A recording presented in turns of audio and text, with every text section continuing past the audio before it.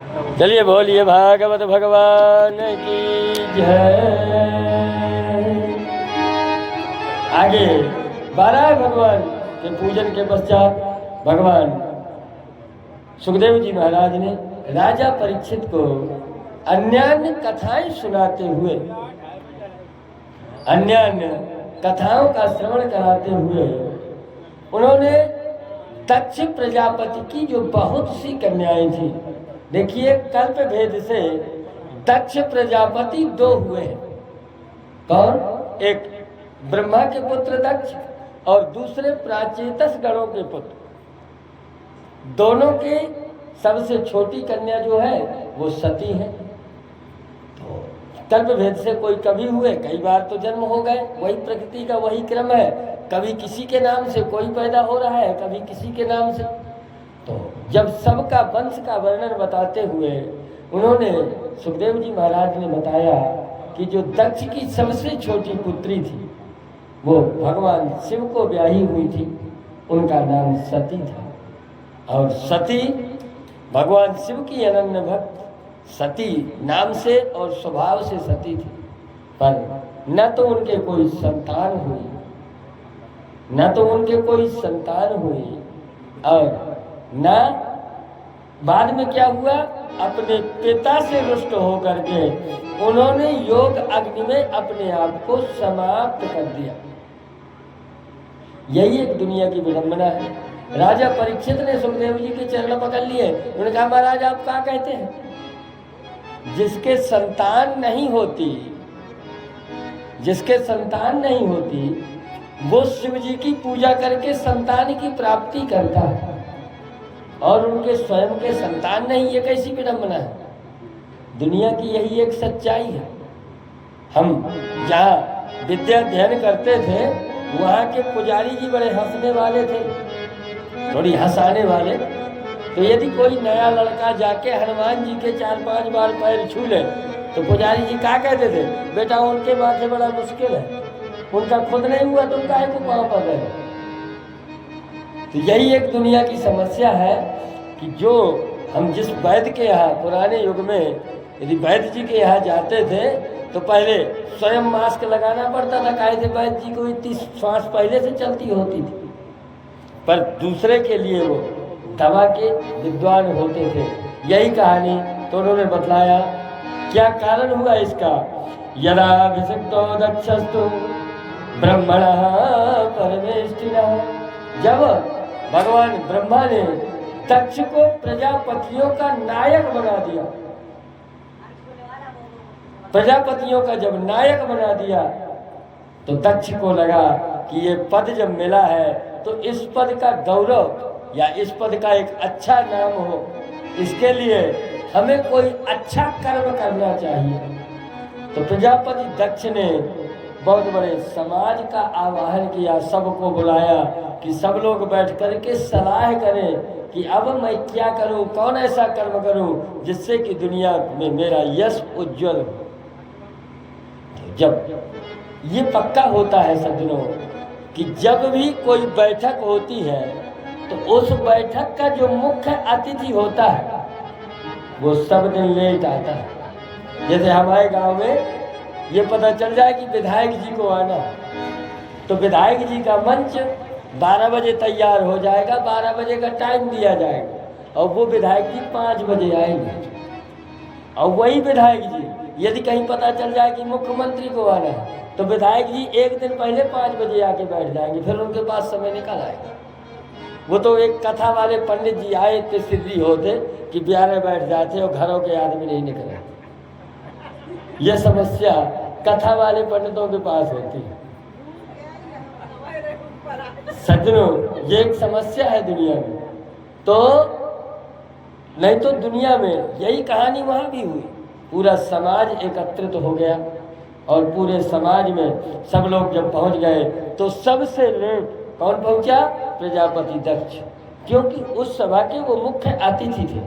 तो लेट पहुँचे। सभी सभासदों ने अपने आसन में खड़े होकर उनका सम्मान किया। केवल 2 व्यक्ति अपने आसन में बैठे रहे। कौन कौन? भगवान शिव और भगवान ब्रह्मा। जब दोनों लोग अपने अपने आसन में बैठे रहे, दक्ष ने भगवान ब्रह्मा को प्रणाम किया क्योंकि ये पिता है। लेकिन शिव जी के ऊपर क्रोध आ गया। और सज्जनों, किसी बड़े काम को करने से पूर्व यदि आपको क्रोध आ रहा है तो वो काम गड़बड़ होगा। इसलिए यह तो बड़ा काम अपने सिर में ना बांधो, और नहीं तो उतने दिन के लिए गुस्सा दूर रख दो। भाई, यदि आप यज्ञ कर रहे हैं, जैसे त्रिवेदी जी यज्ञ कर रहे हैं, तो ये तो पक्का है कि बच्चे हैं, कुछ अन्याय करेंगे, अनीति करेंगे, थोड़ी मोड़ी उनके मन से ना चलेंगे, या उनकी ज़रूरत से ज़्यादा खर्च करेंगे।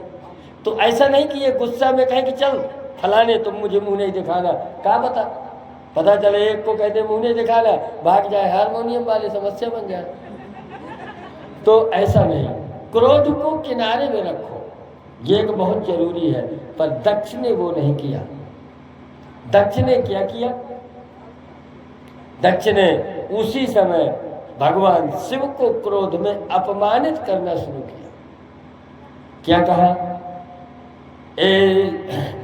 में शिष्यतां प्राप्तो यन में दुहितुरग्रहीत। ये मेरे शिष्य के तुल्य है, क्योंकि इसने मेरी दुहिता का पाणी ग्रहण किया है, मेरी कन्या का पाणी ग्रहण किया। देखिए, शिष्य किसको कहते हैं? आप लोग गलत अर्थ न लगाए। शिष्य का मतलब केवल चेला से नहीं होता। संस्कृत व्याकरण में, संस्कृत ग्रामर में शिष्य किस धातु से बनता है? सासु अनुशिष्टौ धातु। सासु अनुशिष्टौ, शिष्य का शब्दार्थ होता है जिसके ऊपर हम शासन कर सकें, डांट सकें। उसमें छोटा भाई भी आता है, पुत्र भी आता है, भतीजा भी आता है, भांजा भी आता है, दामाद भी पुत्र के तुल्य है।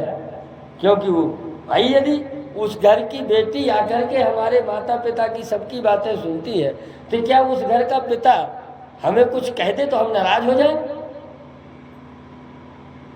ये तो लोक रीति है कि वो सम्मान करते हैं। नहीं तो आप इतिहास उठा के महाभारत में देख लो, हमारे बुंदेलखंड की ये परंपरा है कि ससुर दामाद का और मामा भनेज का सम्मान करता है।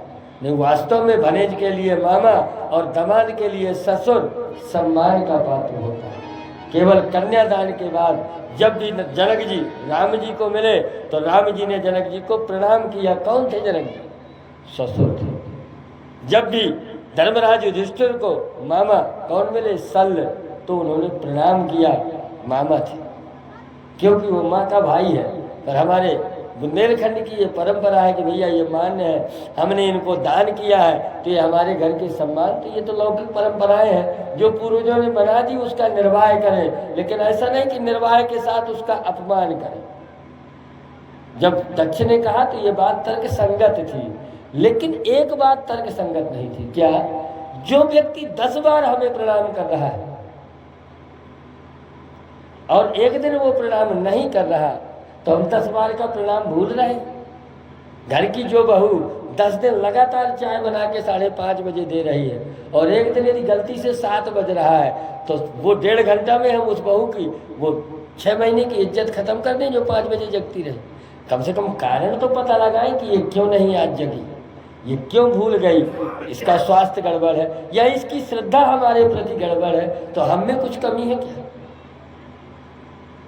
एक बार यदि कोई, जैसे त्रिवेदी जी 3 बार बेचारे फूल चढ़ाते हैं, चौथी बार ना फूल चढ़ाएं तो इसका मतलब ये नहीं कि हम रुष्ट हो जाए। भाई हो सकता है भैया फूल ही ना मिले, ये भी तो कमी हो सकती है। तो एक बार में ये गलती थी और उसने उसके बाद सीधे ये कहा कि मैंने ब्रह्मा जी के कहने से विवाह कर दिया, पर मेरी कन्या का भाग उसी दिन डूब गया जिस दिन मैंने इसके पिशाच के साथ विवाह किया। और मैं तो ये कहता हूँ कि जो इसकी भक्ति करेगा वो कलिकाल में क्या कहलाएगा?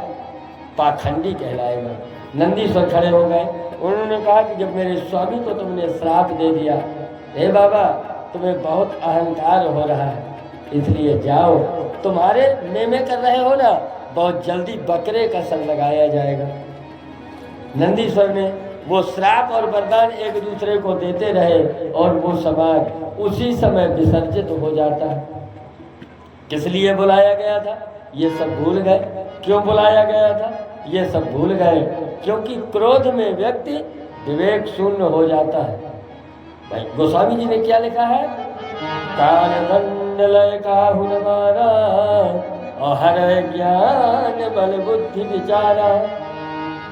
क्रोध में हम विवेक शून्य हो जाते हैं। एक पिता अपने पुत्र को, एक माँ अपनी बहू को या पुत्र को ऐसे शब्द क्रोध में बोल देती है कि उसी माँ से यदि कहो कि अम्मा इसका अर्थ तो बताओ, तो वो बेचारी चुप हो जाएगी, क्योंकि वो गुस्सा में है, वो बोल गई। तो क्रोध में वो यज्ञ अब आगे दक्ष ने, वो वापस तो हो गए, दक्ष ने यज्ञ का आयोजन किया। उस दिन के विवाद के कारण उन्होंने कैलाश पर्वत कोई बुलावा नहीं भेजा। इधर माता सती जब आकाश से विमानों को देखती हैं तो एक साधारण स्त्री की भांति, देखिए एक बात तो ध्रुव सत्य है कि एक बेटी चाहे बूढ़ी हो जाए, उसको ससुराल की जिम्मेदारियां हो जाती हैं धीरे धीरे, पर कहीं न कहीं वो इस बात के लिए जिज्ञासु रहती है कि भैया एक दिन, एक घंटा के लिए समय मिल जाए तो मैं अपनी जन्मभूमि के दर्शन करूं। ये दुनिया का नियम है, ये संसार का नियम है। माता सती भी साधारण स्त्री की भांति उसके पास, शिव जी के पास पहुंची और निवेदन किया, हे स्वामी, हे भगवान, प्रजापते ससुरस्य सांप्रतम, हे भगवान तुम्हारे ससुर साहब बड़ा भव्य यज्ञ कर रहे हैं।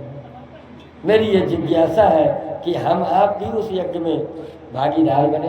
भगवान शिव ने कहा क्या बिना बुलाए जाना चाहिए?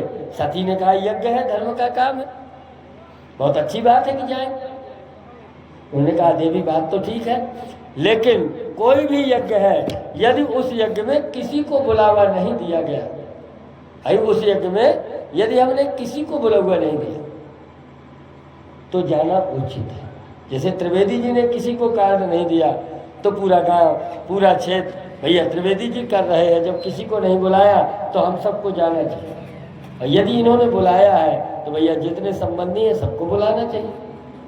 सती जी ने कहा कि तुम्हारे भूत प्रेत के हाथों में चिट्ठी पड़ गई होगी।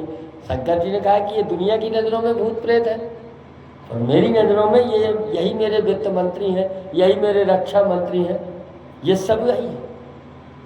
सती ने कहा कि संबंधी के यहाँ, रिश्तेदार के यहाँ बिना बुलाए भी जाया जा सकता है।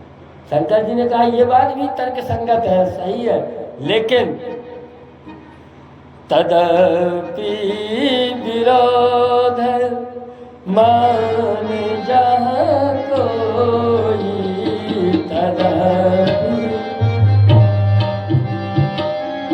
माने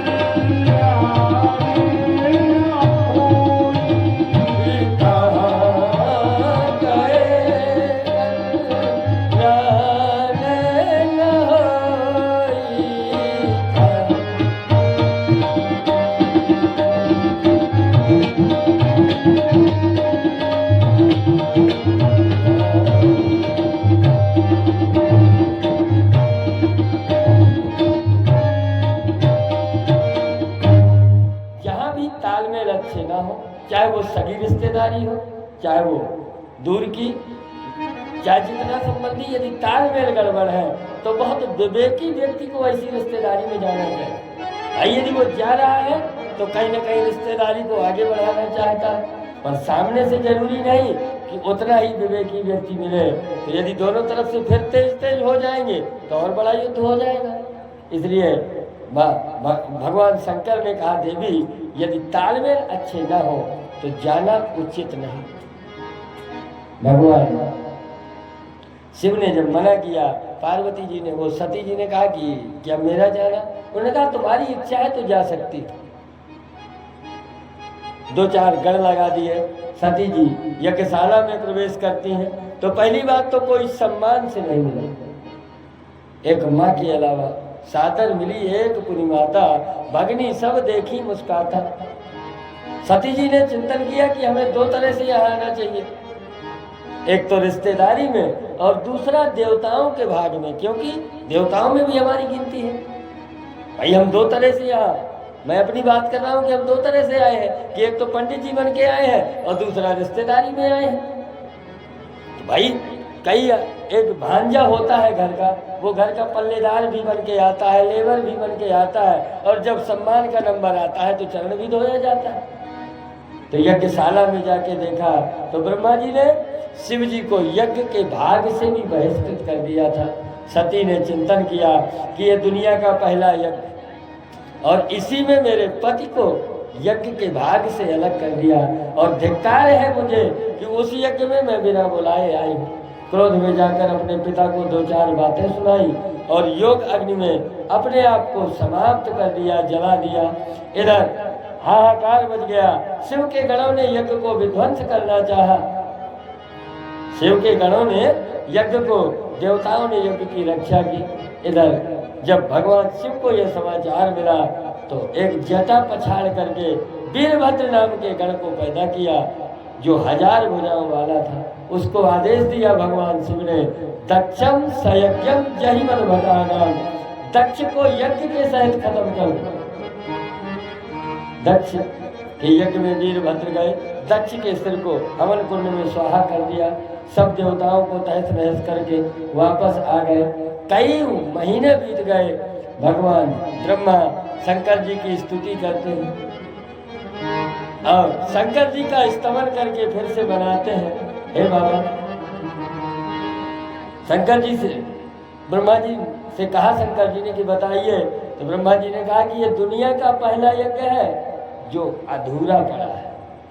यदि कहीं यज्ञ की चर्चा की जाएगी तो जो यजमान तैयार होगा वो यही कहेगा कि कहे भैया हम ही अटकाए का मूड कटवावे के लाने, इसलिए यज्ञ को पूरा करो। शंकर जी भोले बाबा है। उन्होंने कहा चलो यज्ञशाला में देखते हैं। जब यज्ञशाला में प्रवेश किया तो कहीं शिव का भाग नहीं था। तो ब्रह्मा जी भयभीत हुए कि अब शंकर जी हमें डांट देंगे, श्राप दे सकते हैं, क्योंकि यज्ञ का पंडित तो मैं था आचार्य। तो ब्रह्मा जी ने पहले शंकर जी का भाग दिया यज्ञ में। कौन सा भाग? ऐसे ते रुद्र भागोस्तु यदुच्छिष्ट ध्वरस्वई। ये क्या है? ये रुद्र का भाग है। कौन? जो हवन कुंड के बाहर की पड़ी हुई सामग्री है। इसलिए सज्जनों, जब भी हवन करते हैं तो शंकर हवन कुंड के बाहर की सामग्री को डायरेक्ट विसर्जन करते हैं, क्योंकि वो शिव का भाग है। पर ऐसा नहीं कि शंकर जी के जो भक्त हों वो जब हवन करें तो बाहर डाल देने का, भैया हमारे वाले देवता यहीं आ बैठे। ऐसा नहीं, जो धोखे से बाहर गिर जाए वो शिव का भाग है, जानबूझ करके नहीं। सज्जनों, शिव ने बकरे का सर लगा करके दक्ष प्रजापति के लगवाया। चंद्रदेव को आदेश दिया तो चंद्रमा के द्वारा जब अमृत की प्राप्ति हुई, दक्ष प्रजापति पहली बार जब जीवित हुए तो सर बकरे का लगा है, भावना तो अंदर से इंसान की है। तो बड़े प्रेम से दक्ष प्रजापति पहली स्तुति शंकर जी की क्या करते हैं? शंकर जी ने कहा, आज से ये मेरी स्तुति है। आज भी शंकर जी की पूजा में गाल बजाने की प्रथा है, और शंकर जी इसलिए खुश होते हैं कि भैया ससुर दामाद की टूटी भई रिश्तेदारी इसी शब्द से चालू हुई थी। आज भी उसको पूजा में गाल के बजाय निहाल कर देते हैं। इधर माँ सती अंत समय में भगवान शिव का ध्यान किया था। पर्वतराज हिमालय की पुत्री हुई और उनका नाम हुआ पार्वती, जिन्होंने कठोर तपस्या करके और पुनः शिव की प्राप्ति की, और भगवान शंकर के साथ पार्वती का पुनः संयोग बनता है। बोलिए भवानी शंकर भगवान की जय। आइए एक भजन।